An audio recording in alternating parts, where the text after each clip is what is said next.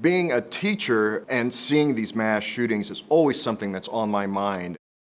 This is important for us as teachers to be able to comfort our students and to be able to make them feel more confident in our ability to lead them should we have this kind of crisis in our school.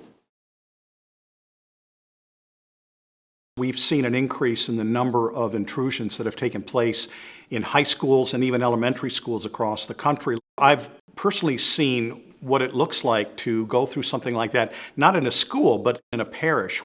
It makes you aware of the fact that unless you're trained in understanding how to respond to a situation like that, it can really get out of control pretty quickly.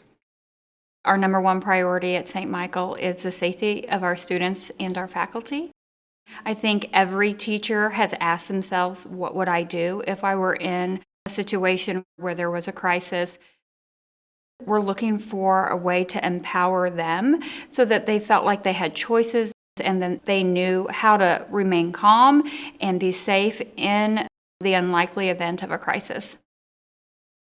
As a parent, if I know that faculty are receiving training about how to approach an active shooter, how to approach these crises, it gives me a lot more comfort. They're putting effort into educating their faculty with the best materials they can for my child who's going to be in their arms for hours a day. The most important thing I learned today is that I have power and that I am not powerless. We now have a plan. We have an actual course of action, and we've practiced what it might look like and what it might feel like.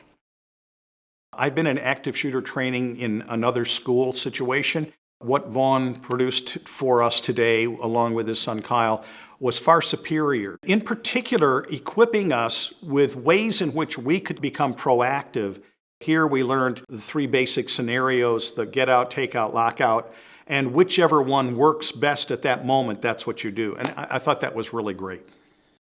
If we're talking about an active shooter, we should have a plan, and we definitely have a plan now.